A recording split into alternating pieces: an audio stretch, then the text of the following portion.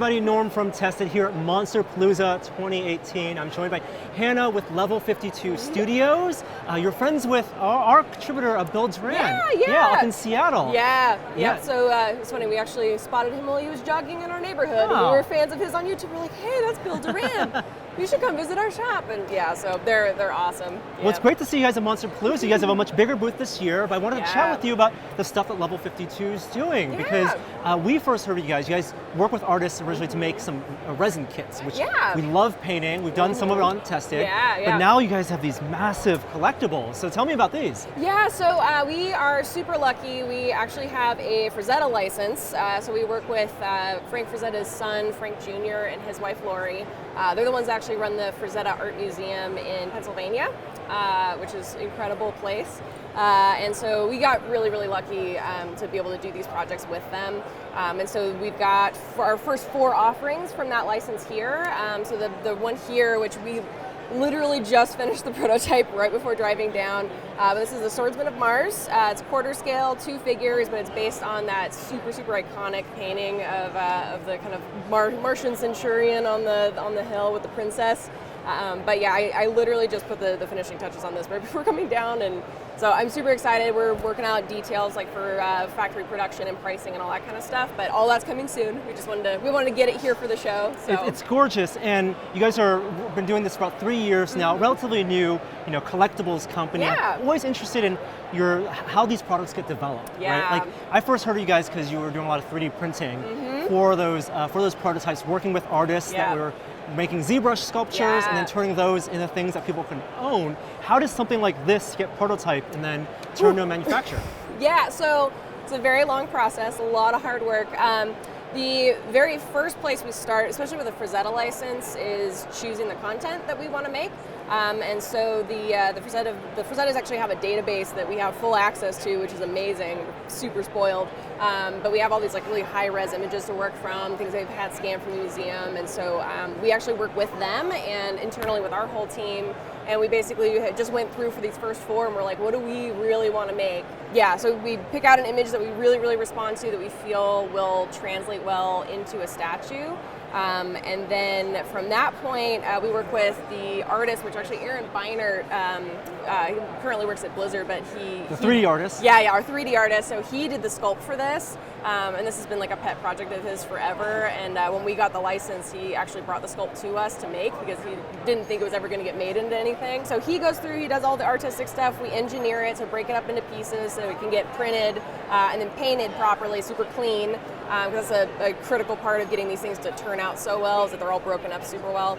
I mean, something like this where this cape, it has so much detail in just like the texture of the cape. Yeah. That is a massive, and you said this is one piece. Yeah, that cape is one piece.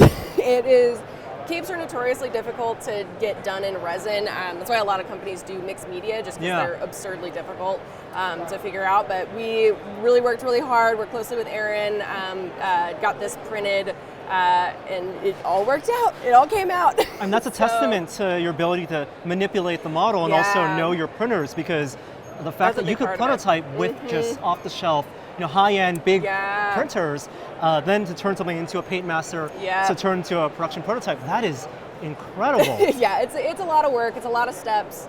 And I'm looking at like just the armor here. That's all printed. That's all 3D printed. Yeah. So there's no mixed media on like his main part. There's like little leather bits for straps and stuff. And then we do have a little like bearskin rug kind of cloak that he wears. But that's the only mixed media part on him. He's all 3D printed, hand painted.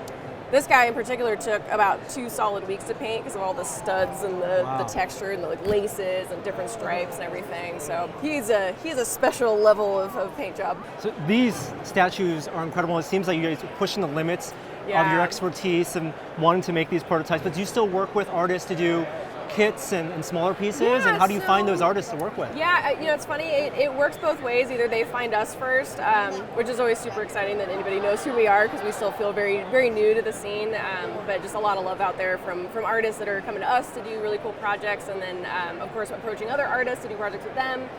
So there's quite a few artists that, like for me personally, that I see their work and I go, oh my gosh, I want that.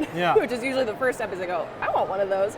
And so, reaching out to them, being able to work out partnership deals. So basically, like, we try to set it up to where if we find something that we really, really connect with, that we are able to basically offer the artist kind of like a hands-free experience. So we go, if you allow us to use your artwork, we'll take it through all the really hard stuff.